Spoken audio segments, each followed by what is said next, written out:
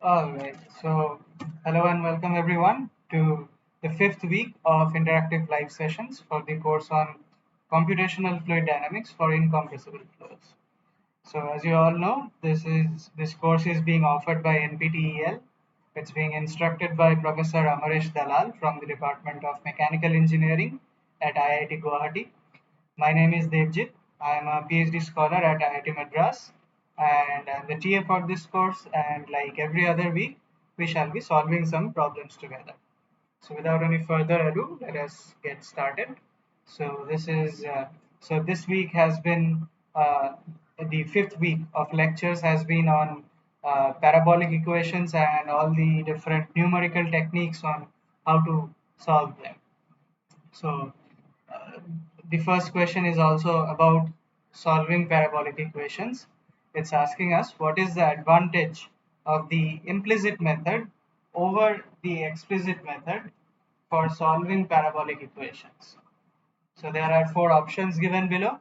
Read them carefully, and once you have figured out the correct solution, you can either type it in the chat box or you can unmute and answer as well, however you feel comfortable. And if you have any questions regarding uh, anything that we'll be discussing today, please don't hesitate to ask. Feel free to ask always. So these are interactive sessions. Let's keep them as interactive as possible. So the four options for this question here are option A, it is unconditionally stable. Option B, it can have a larger time step limit. Option C, it is more accurate. Or is it option D, both A and B?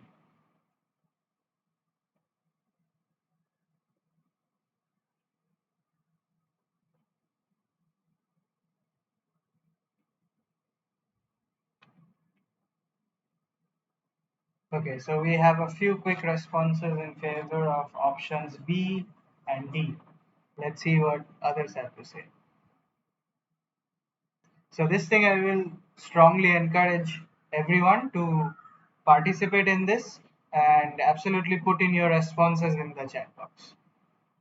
Don't just sit idle and listen to it. These are not supposed to be lectures. These are supposed to be, practice questions which will help us solve assignment questions as well as the final exam at the end of this course. So the more you practice, the better you will get.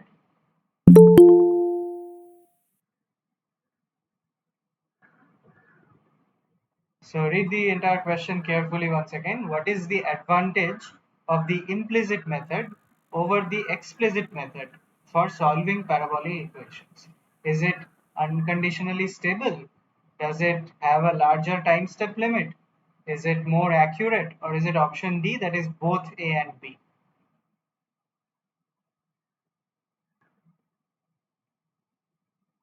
We already have two responses in favor of options B and D. We are waiting for others to pitch in as well and send in their responses.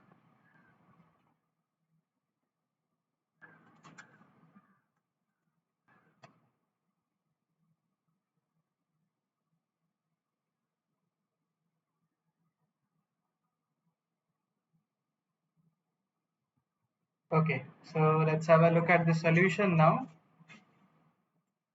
It's actually option D, that is both A and B. So what happens in implicit method is that mostly they are unconditionally stable. This is one giant advantage over explicit methods, which are uh, either unconditionally unstable, in which case they are useless, or they are conditionally stable. And those conditions for stability are usually given by CFL criterion, the Courant Friedrich. I forgot what L stands for. So CFL criterion. Look this up. We will discuss this in one of the uh, lecture weeks as well. And there is something known as von Neumann stability analysis, which can give us this criteria on when a particular numerical scheme would be stable or not. So this is one giant advantage of implicit methods over explicit methods. And the other thing is, since there are no conditions on the time step, we can use a higher time step for them. Although that's not always suggested because, see, the order of accuracy depends on this delta t. So if we keep on using a larger and larger delta t, our truncation error would also increase because that is dependent on the time step size. But indeed, over explicit methods, you can use a larger time step limit. You will get a solution which is stable. That might not be accurate, but it will be a stable solution. Whereas in case of explicit methods, if you use a higher time step, then the solution might become unstable and you won't get a solution at all. So this is another advantage of implicit methods over explicit ones. So that's why, since both A and B are correct, you should pick option D, which says that it should be both A and B. Any questions on this? Yeah, I have one question. Yeah, please. So, if it is unconditionally stable, Hmm. is it because of convergence criteria it is not accurate or something else? Yeah, so we learned earlier that in order to be convergent, the scheme has to be stable, and there is another criterion as well. Can you remember what that is?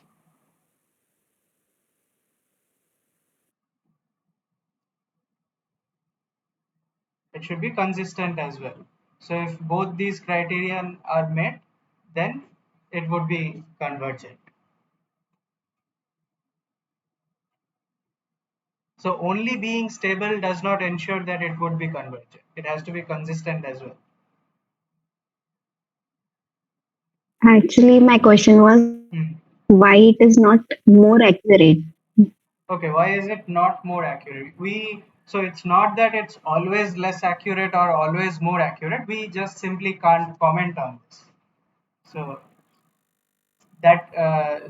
being more accurate would depend on the truncation errors, and in that case, if you take a very small time step size and a very small spatial discretization as well, that is delta x, delta y, the spatial discretization are also small. In that case, it would be more accurate, we can say. Okay, thank you. Okay. Any other questions, anyone? Okay, so if things are clear, we will move along. We'll move on to question number 2 now, which is asking us which of the following stability criteria is used for the explicit method. So it should be an easy one because it was mentioned in the previous slide itself. Is it option A, the CFL condition? Is it option B, the von Neumann stability analysis? Is it option C, maximum principle? Or is it option D, none of the above?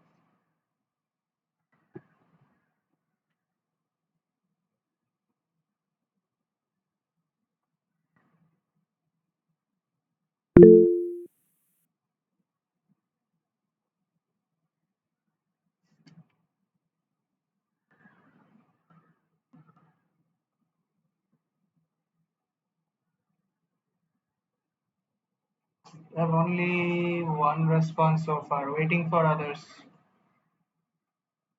Come on, this was mentioned just in the previous one.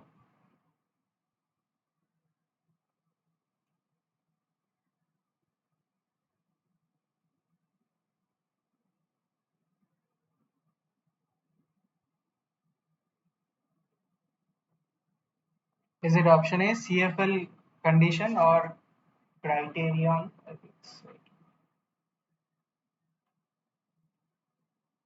Is it option B, von Neumann stability analysis? Is it option C, maximum principle? Or is it option D, none of the above? Which of the following stability criteria is used for explicit methods?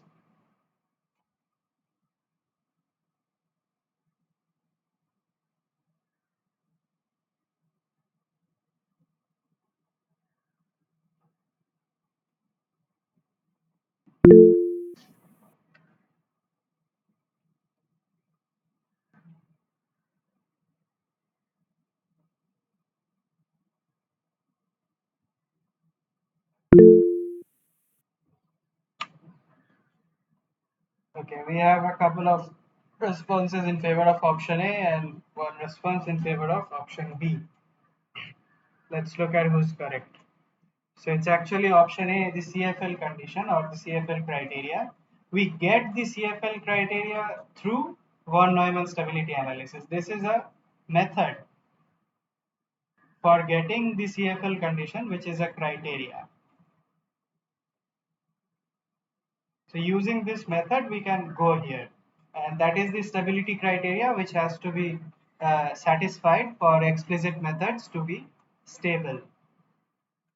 And CFL condition, this is actually named after three scientists who worked on it. So Coran, Frederick, Fredericks, and Levy condition.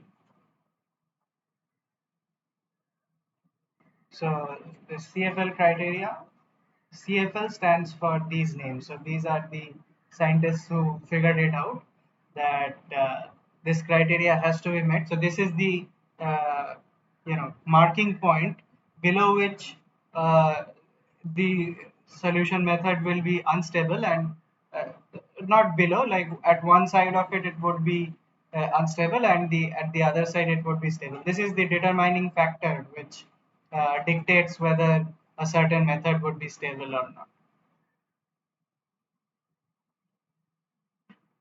Okay, so usually it's something like this. So if I remember correctly, then delta T into gamma, whichever is the diffusion coefficient, divided by delta x square. This has to be less than 1, where this is the diffusion coefficient.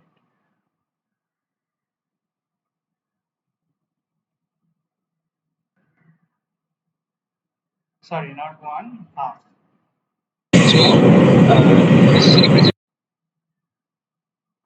Yeah.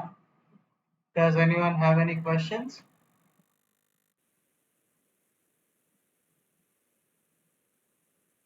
And this gamma is basically comes from the model equation. So a model parabolic equation looks like this, where phi is any physical quantity that we are trying to solve for, t is time, and x is any spatial coordinate, and this gamma over here is this diffusion coefficient.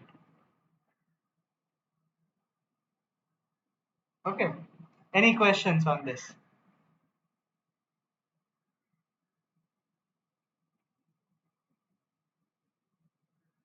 All right, so if things are clear, we will keep moving. We'll move on to question number 3 now, which is asking us which of the following is not governed by a parabolic equation. Is it option A, Stokes' first problem? Is it option B, boundary layer over flat plate? Is it option C, unsteady heat diffusion? Or is it option D, steady heat diffusion?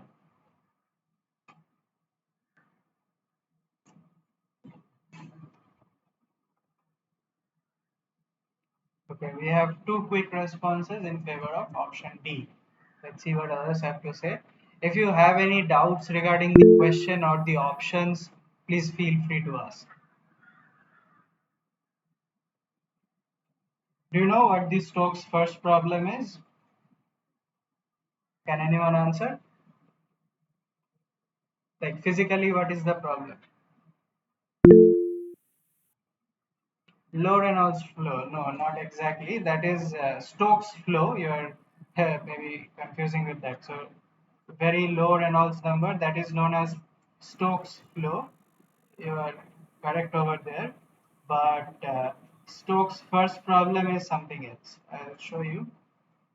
So it's basically the problem of a suddenly started plate. So the problem is something like this, that there is a plate like this. It's infinite in dimension. So I'm just drawing a little part of it. And there is a fluid on one side of it. This is, let's say, y. And eh, so at t equal to 0, the velocity of this plate was 0, and as soon as it starts, so as soon as t becomes greater than 0, the plate obtains a velocity suddenly. And what happens due to that velocity? That plate will now gradually transfer momentum to the fluid above it. So the fluid itself was also quiescent earlier, but as soon as it starts moving, so let me draw the velocity profiles at different times. So I'll use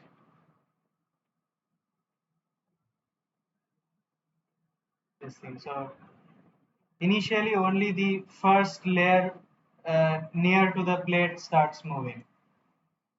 Then momentum is transferred to the layers above it as well.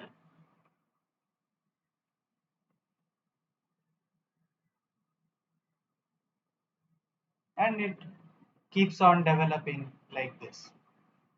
So this is how the velocity profile develops with time. And the equation it's governed by looks something like this. So dou u dou t is equal to nu into dou 2u dou y square. This is known as the Stokes' first problem. That is the problem of a suddenly started plate. And interestingly enough, there is another thing known as Stokes' second problem,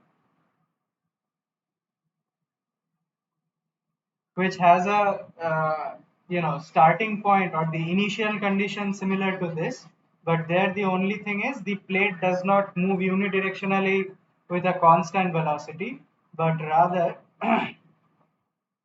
the velocity of the plate is a function of time, which is equal to something like maximum velocity u naught into sine omega t.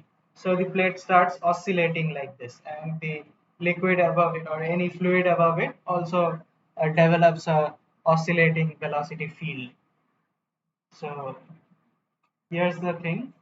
Now, getting back to our question, which of these is not governed by a parabolic equation?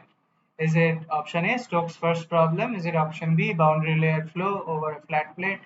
Is it option C, unsteady heat diffusion? Or is it option D, steady heat diffusion? So many of you have answered option D. Let's look at the correct solution. It is indeed option D. So well done. So steady heat diffusion, what does the equation of steady heat diffusion look like? Yeah, it's elliptic, correct. And the form of the equation is something like this.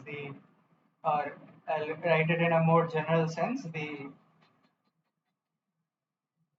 Laplacian of t is equal to 0. Whereas for the unsteady heat diffusion case, this simply becomes, sorry, okay, I'll just write it this way. So alpha into this should be equal to the time derivative of temperature. And this is a parabolic equation. So this is parabolic, this is parabolic, this is also parabolic. So Stokes' first problem we saw was governed by an equation which was this. Similarly, boundary layer flow over a flat plate, that looks like dou u dou y is equal to, sorry, am I doing this correctly? No, I guess.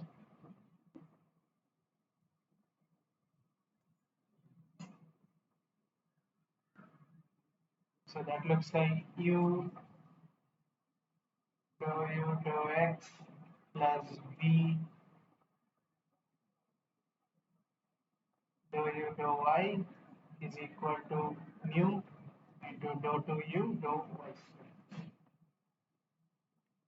In the absence of a pressure gradient, this also becomes 0. So ultimately it boils down to this: dou u dou y is equal to v dou u dou y is equal to nu into dou to u dou y squared. So this is also a parabolic equation, and so these are all parabolic, and only the steady state heat diffusion is a uh, elliptic problem.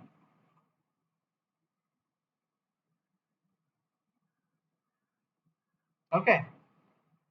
Any questions on this?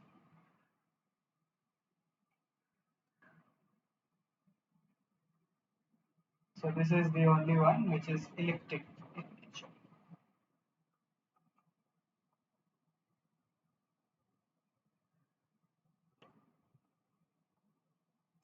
Any questions, anyone?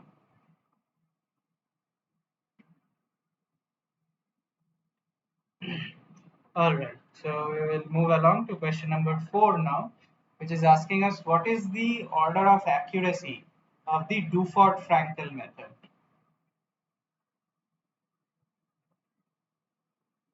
Is it option A, first order? Is it option B, second order? Is it option C, third order? Or is it option D, fourth order? And order of accuracy in time, let's say. Because if we use a central difference in space, then it is anyway second order accurate in space. But this question is about the order of accuracy in time. Is it first order in time, second order in time, third order in time, or fourth order in time? Okay, once again, we have quick responses in favor of option B. Let's see what others have to say.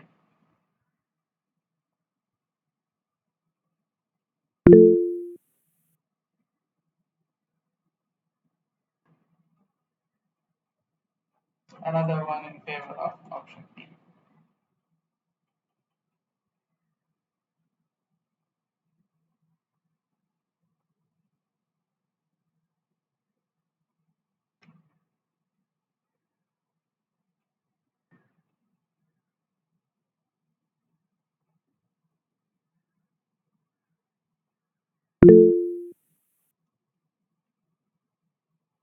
Yes, if you have any question, please feel free to ask.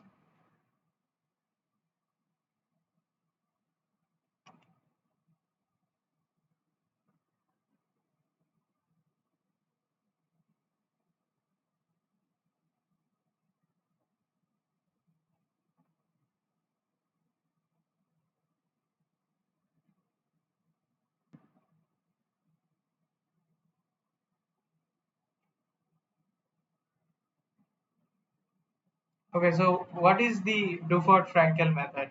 Is it forward in time, central in space? Is it backward in time, central in space? Or is it central in time, central in space? Which one is it?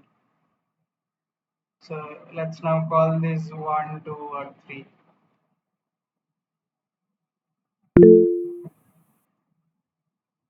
FTCS, is it?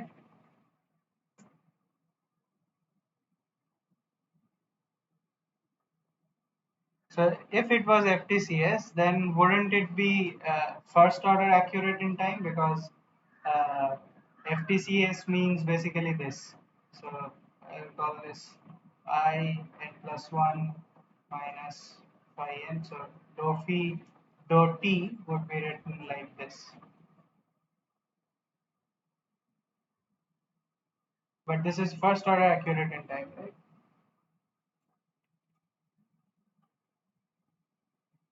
Yes, combination of both FTCS and PTCS is the correct answer.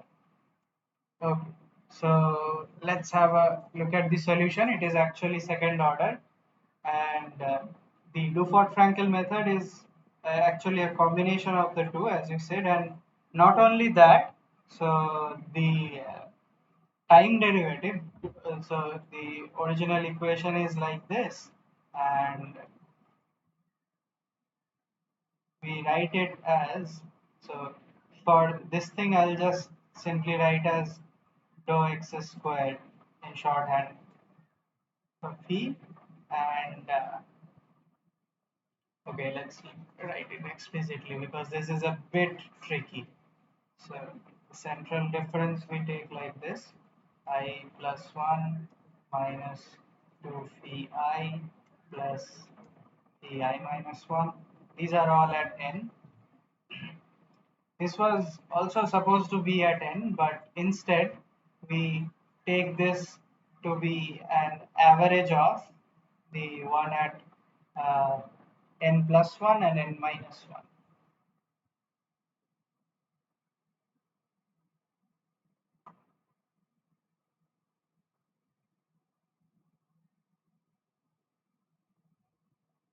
And the time derivative itself, for this also we use a central in time difference scheme. So we use 2 delta t and phi n plus 1 at I minus phi n minus 1 at I.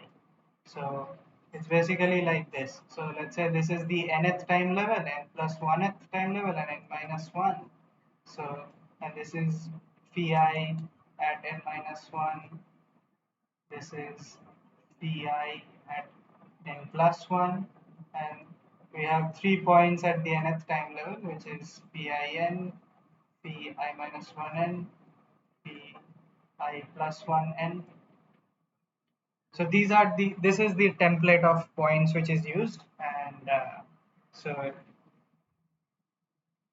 yeah, this is how it's done. So the time derivative is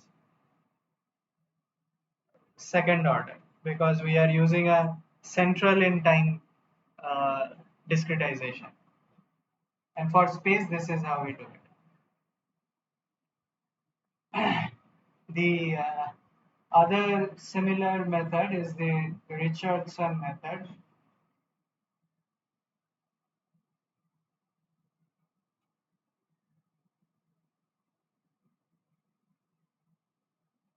which is the original CTCS scheme in which we use n plus 1 and n minus 1, both I divided by 2 delta t.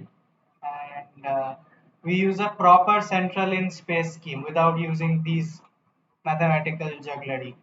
So we just simply use, let's say, n I plus 1 minus 2 p I n plus Ci minus 1n divided by delta x squared. But the problem with this is that it is unconditionally unstable. So it never gives us a stable solution.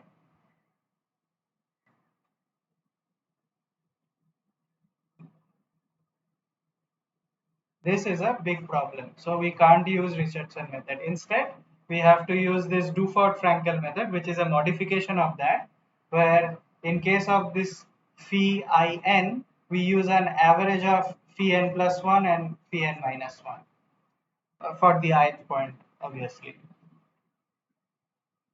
Okay. Any questions on this? But yeah, coming back to the original question, it's second order because we use a central in time uh, discretization for the time derivative, the dou phi dou theta. Does that make things clear?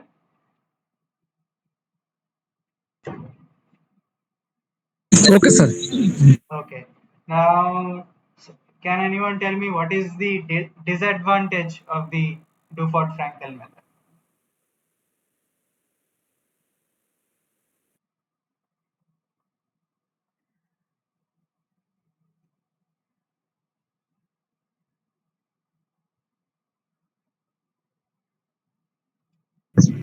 It is inconsistent scheme Exactly. as if we do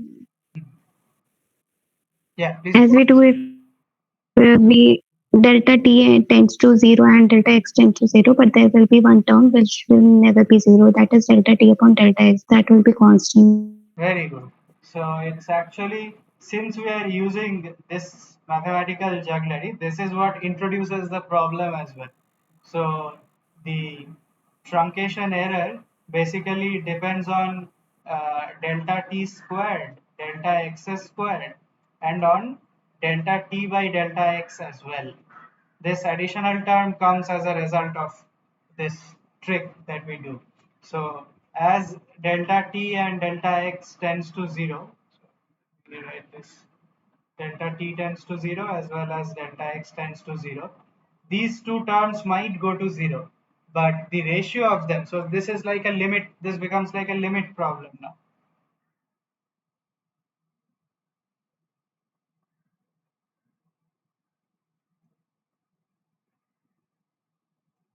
So this thing may or may not tend towards 0. We don't know. Usually if it tends to 0, then it is consistent, but if it remains questionable, then this is a inconsistent numerical scheme. So that's why we have to pick the delta t and delta x very carefully. Otherwise, we might end up blowing up the solution. Okay, so this is something we should keep in mind while if we are using the Dufort-Frankel method.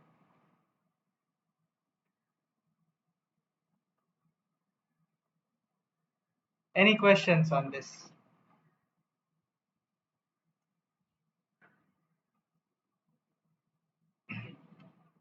Okay, so things are clear. We will keep moving on. We'll move on to question number 5 now. This is a match the following type of question, which has different kinds of methods and uh, the different methods and the different types of them, whether they are explicit, implicit, or semi-implicit. Semi-implicit simply meaning whether it's a combination or not. So if we combine implicit with explicit, it will always have the implicit part with it, so it won't become properly explicit ever.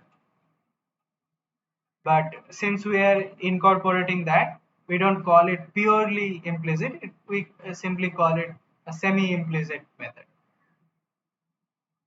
Okay, so the methods listed on the left hand side are the Larsonen method, the Dufort-Frankel method, which we discussed just now, as well as the Richardson method, which we also referred to in the previous question.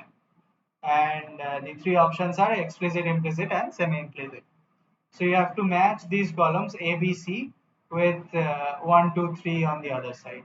And once you have figured out the correct combination, you can pick the solution from the options given here. So option A is A1, B2, C3. Option B is A3, B2, C1. Option C is A2, B3, C1. And option D is A1, B3, C2. So there's no hurry, take your time, but do this correctly.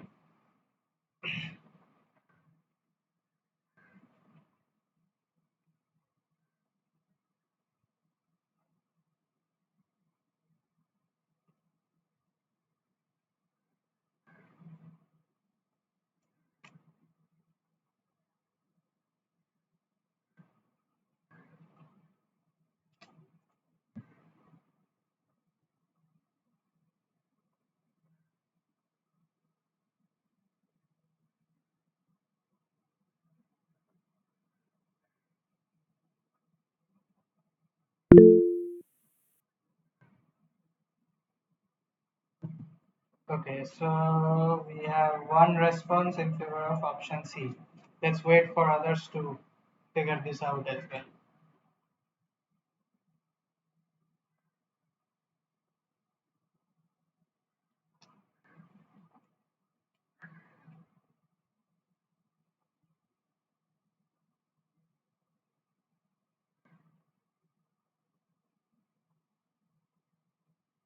So just to give you some hints, the Richardson method is a central in time, central in space method as we discussed earlier.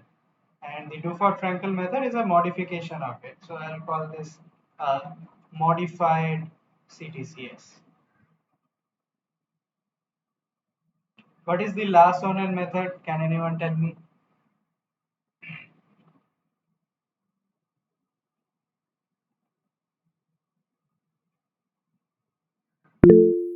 BTCS, correct.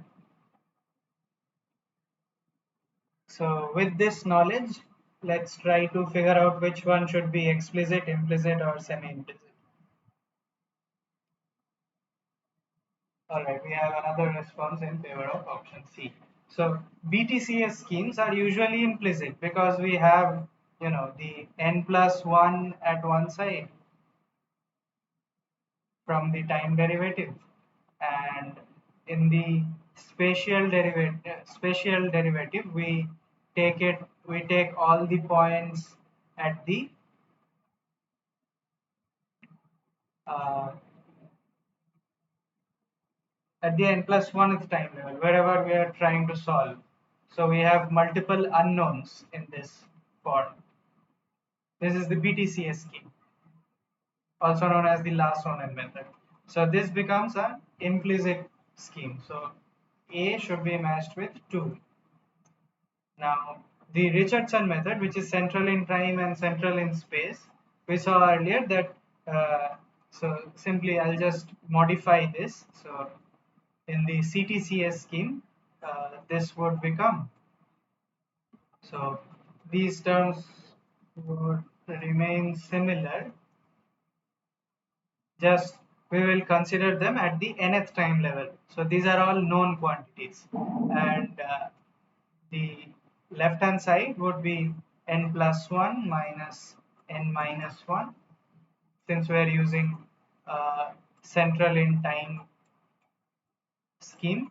So n minus 1 and n, these are all known quantities. The only unknown is n plus 1. So this becomes an explicit scheme. And the Dufort-Frankel method, the modified one, we saw earlier that simply instead of this dou phi dou n, we use an average of the one at n plus 1 and the one at n minus 1. So here a little bit of explicitity and a little bit of implicity is kept. So that's why this is known as a semi-implicit scheme. So using all this, we can get the solution to be A2, B3 and C1, which is the option C. So if you look at the solution, it is indeed correct. Okay. Any questions on this? I'll go back here so I'll show the working. If you have anything to, any doubts, you can ask.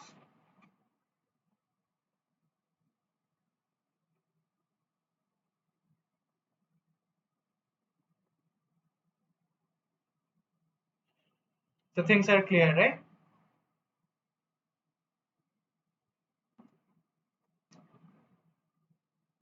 Okay, sir. Okay, sir. Okay. So let's move along. We'll move on to question number 6 now, which has the same left-hand side column as earlier. The option A, Larsson method, option B, Dufort-Frankel, option C, Richardson method. But now on the right hand column, we have the order of accuracies. So the first one says it's first order accurate in time and second order accurate in space. The second one says it's second order accurate in time and second order accurate in space. And option 3 says it's second order in time, space, and the ratio of time and space as well. So which option should match with which one?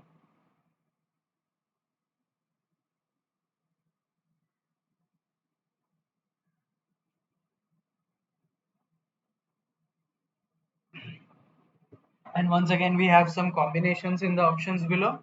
It's option A, A1, A2, C3, sorry, A1, B2, C3. Option B, A3, B2, C1. Option C, A2, B3, C1. And option D, A1, B3, C2. Right. So we have a couple of responses in favor of option C and option D. Let's see what others have to say.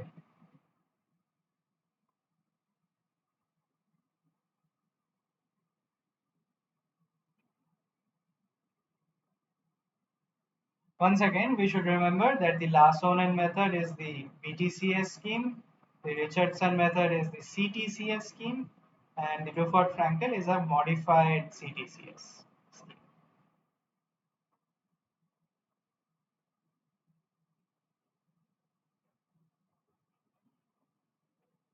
These are all things we just discussed in some of the previous slides. Let's keep those things in mind while figuring out the correct solution.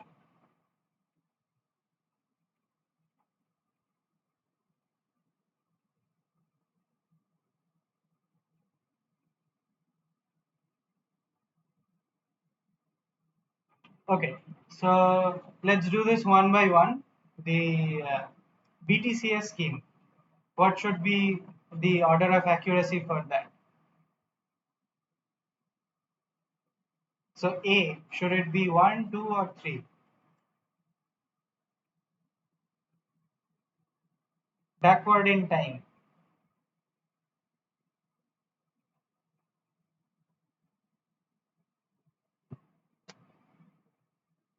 Should it be first order or second order?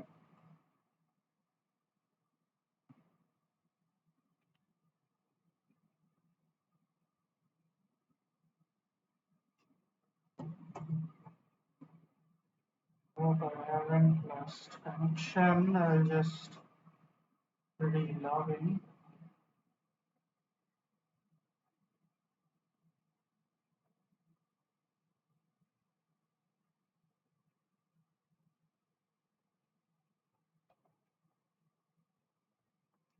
Yeah, am I audible?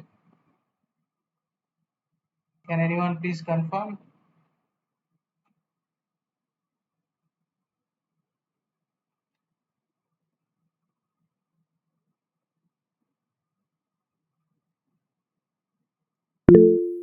Okay. So what should be option A? BTCS scheme. Should it be first order accurate in time or second order accurate in time?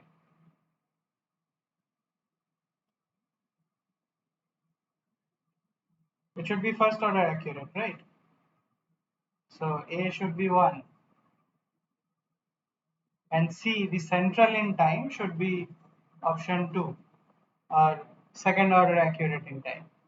And the modified CTCS scheme, as we discussed earlier, on top of being second order accurate in time and space, brings in this additional term as well. So that's why the Dufort-Frankel method should be option 3. So it should be A1, B3, and C2, which belongs to option D. So let's have a look at the solution. And indeed, option D is the correct solution. So any questions on this? Any doubts, anyone?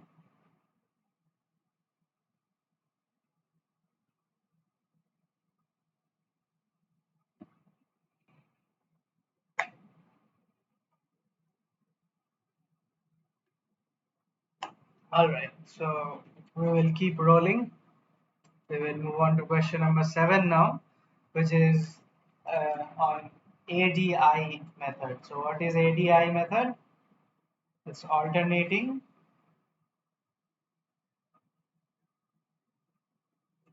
direction implicit. So usually the abbreviation ADI is used. So we have two options each on two columns. So in the first column we have ADI for 2D parabolic equation and ADI for 3D parabolic equation, and you have to match with either they are conditionally stable or unconditionally stable. Now, one thing to remember is that these combinations are not exclusive.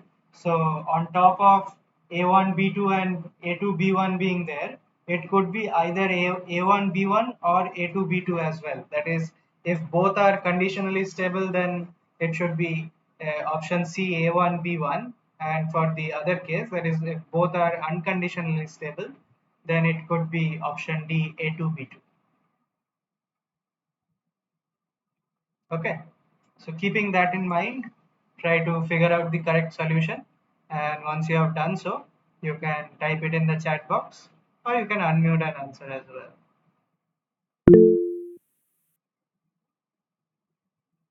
Cool. So we have a response in favor of option C, that is telling us that both are conditionally stable.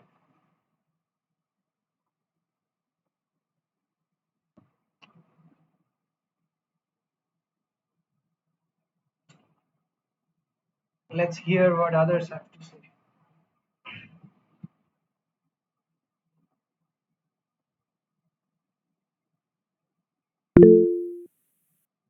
Okay, someone is saying it's option D as well. That is, both are unconditionally stable. It makes sense, right? That both are parabolic equations, one 2D and one 3D. They should be similar, isn't it?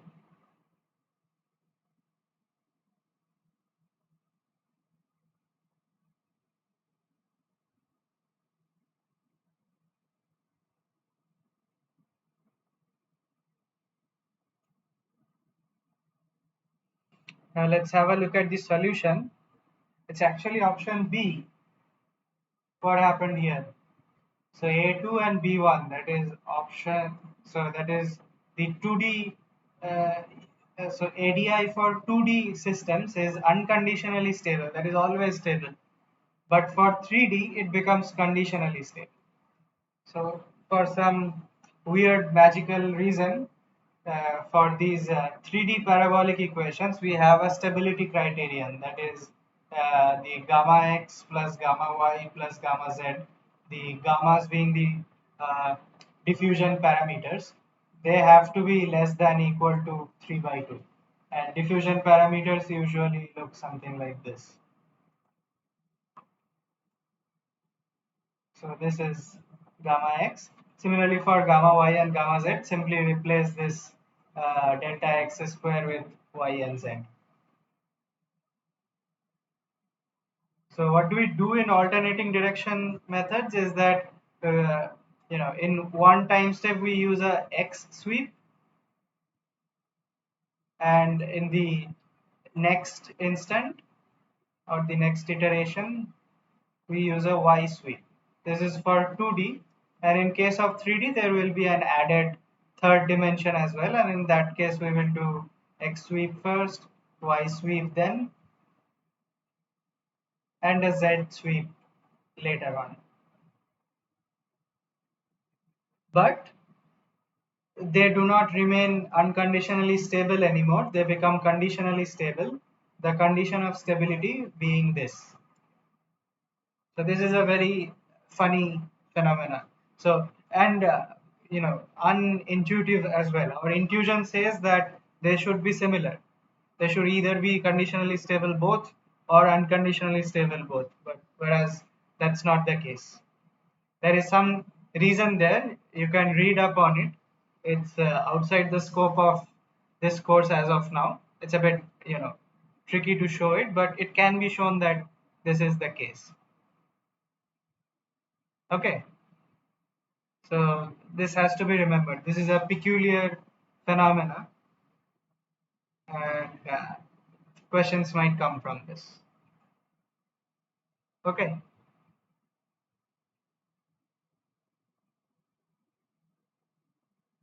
so I hope things are clear.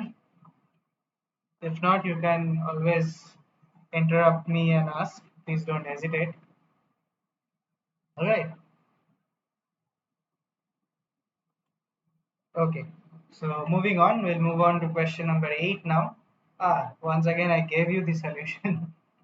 So what is the stability criteria for the alternating direction implicit for 3D parabolic equations? Is it the summation of gamma x, gamma y, gamma z being 0, or being less than equal to half, or being less than equal to 1/3, or being less than equal to 3 halves? Come on, I'm expecting everyone to answer this one. I just told you the answer a couple of seconds back.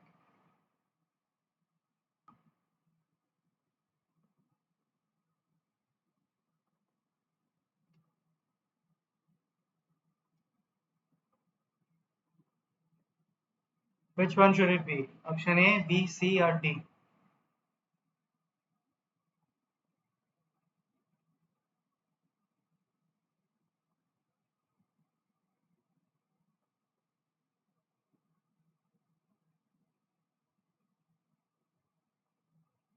What happened? Come on.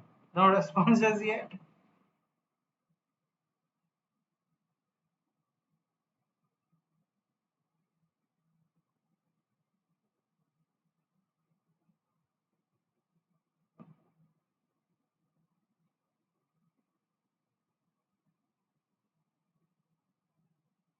It seems everyone has fallen asleep, so success in one way. I can be, or my videos can be used as methods for falling to sleep if someone is having troubles falling asleep. Sleep medicine, in some sense.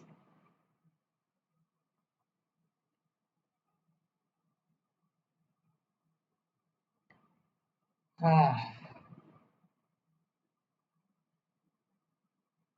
so stability criteria for ADI of 3D parabolic equations. Is it summation of the gammas being equal to 0, less than equal to half, less than equal to 1/3, or less than equal to 3/2?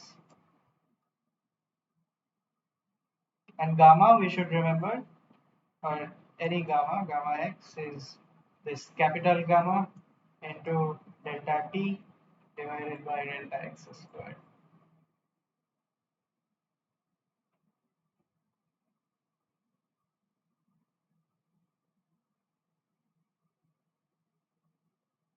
Alright, so let's have a look at the solution. It's actually option D.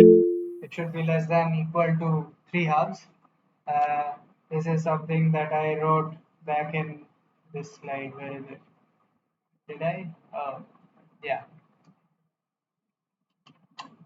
The summation of them should be less than 3/2. Okay. So moving on to the second last question of today's session. So only two more remaining. This is so okay. So you'll have to do some math for this one.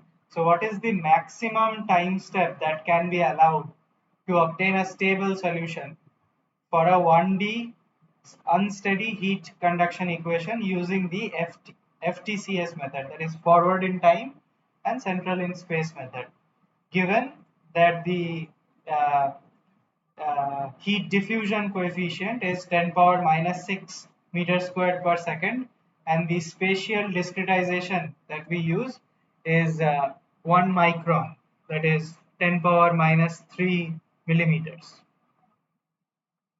What is the maximum time step that I can use? Is it option A 5 into 10 power minus 5? Is it option B 5 into 10 power minus 6? Option C 5 into 10 power minus 7?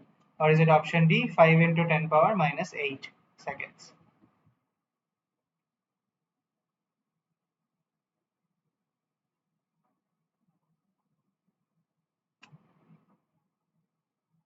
We have to use the stability criteria which we discussed earlier.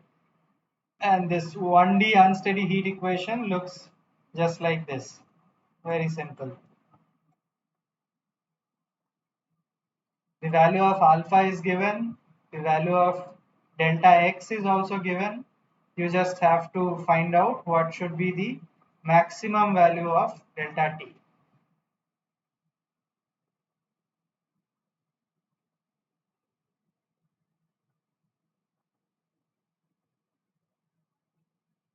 And also we are using an FTCS method. So that would, so our discretized finite difference equation would look something like this.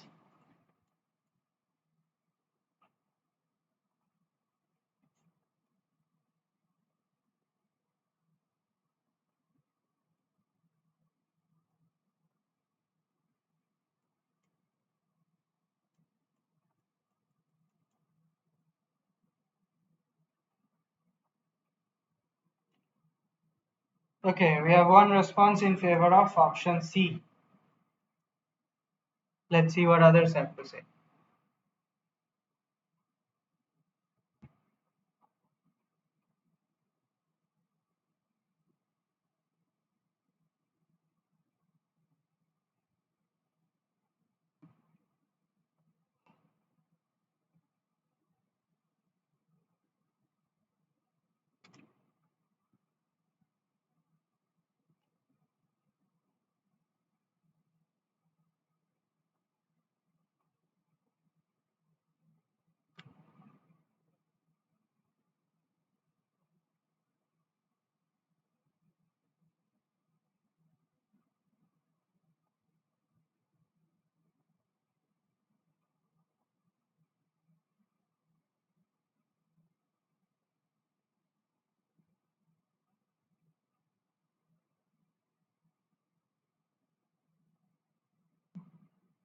So the thing is, the stability criterion for the 1D parabolic equations is simply that the gamma delta t over delta x squared, or this is also sometimes known as the small gamma x. This is equal to, or not equal to, this should be less than equal to half. So from here we can say that the delta t should be less than equal to delta x squared by 2 into gamma. So everything I'm sending over to the right hand side. So since this should be at, at most this much, the right hand side, or less than this. So at most it can be that. So delta t max which we can use is equal to the right hand side of that equation. So from here we can write that this should be delta x squared. So delta x is given as 10 power minus 3 millimeter. In meters, if we write, it would be 1 micron, that is 1 into 10 power minus 6. And this squared divided by 2 into gamma. Gamma here is given as 1 into 10 power minus 6. And it's given in SI units, that is meters square per second. So one of these would cancel out, and so it would be half into 10 power minus 6, or zero point 0.5 into 10 power minus 6, which we can also write as 5 into 10 power minus 7. This should be our delta T max. And this corresponds to option C correctly. And this is in seconds, so I should write the units as well. Okay, so calculations like this are very important when even when you are using a software, let's say something like a ANSYS Fluent or an OpenFOAM. There, you are the one, the user has to fix what should be the delta t and delta x and so on. So calculations like this would give you at least some idea what should be the maximum time step that you can use. You have to go lower than that obviously to get a more accurate solution, but this is the maximum that you can operate with. So just to get a feel, these kinds of operations are very useful as a CFD engineer. Okay, is the process clear? Any questions on this?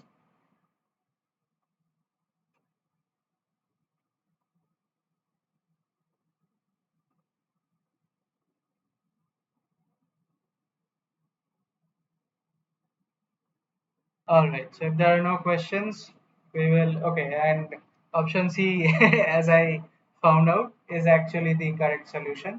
And we'll move on now to question 10, which is once again match the following type of question. Here we have implicit, explicit, and Frank Nicholson on the left hand side. And on the right hand side, we have the beta equal to 0, 1, and 0.5. And these are with, so we have to match the following with respect to something called the beta method.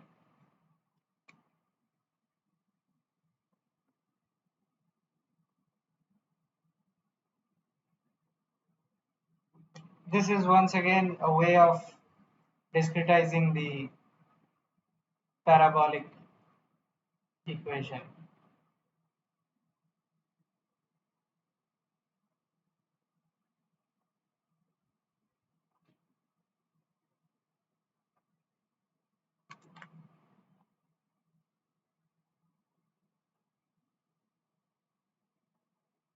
So which one would it be? Would it be option A, A1, B2, C3, option B, A3, B1, C2, option C, A2, B3, C1, or is it option D, A2, B1, C3?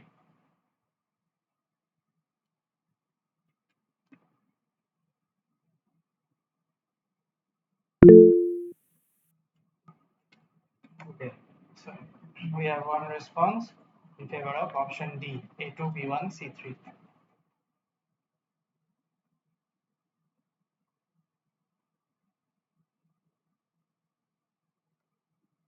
Let's hear what others have to say.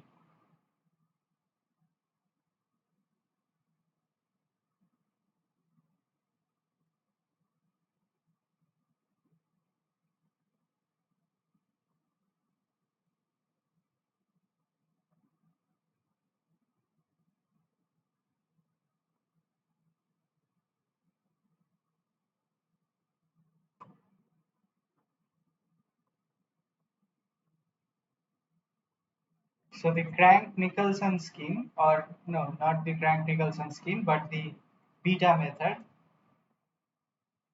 is actually a way of combining implicit and explicit methods by this way. So I'll show you. So this is n plus 1 minus n, both at I, divided by delta t.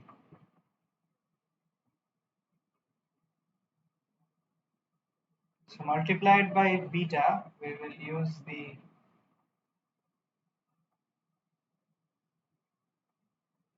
multiplied by beta and 1 minus beta as well.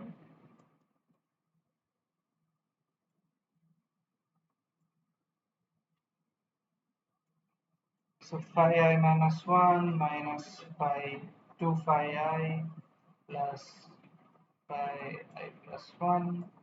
Here also similar stuff.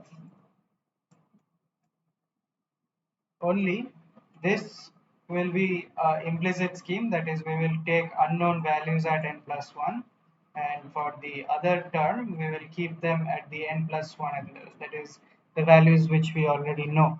So this corresponds to an explicit scheme. So now if beta equal to 0, then this term goes to 0 and this term becomes multiplied by 1. So if beta equal to 1, if beta equal to 0, this becomes an explicit scheme. And if beta equal to 1, Yes. then this term remains and this becomes 0 and this becomes a implicit scheme. And if we use beta equal to 0.5, then that becomes a special case which is known as the Crank-Nicholson scheme. Any questions, anyone?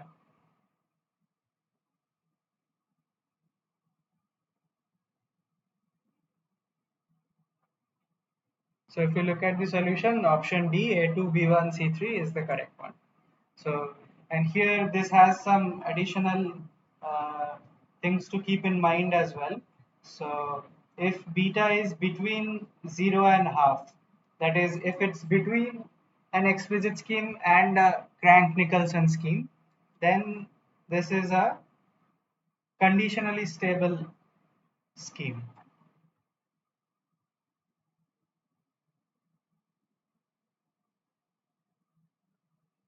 The condition being that gamma x has to be less than equal to half.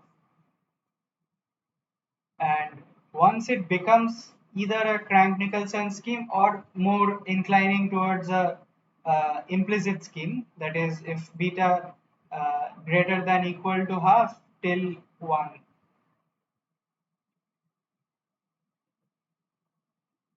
then this becomes a unconditionally stable scheme, similar to uh, an implicit scheme. Unconditionally stable, that is always stable. Any questions on this?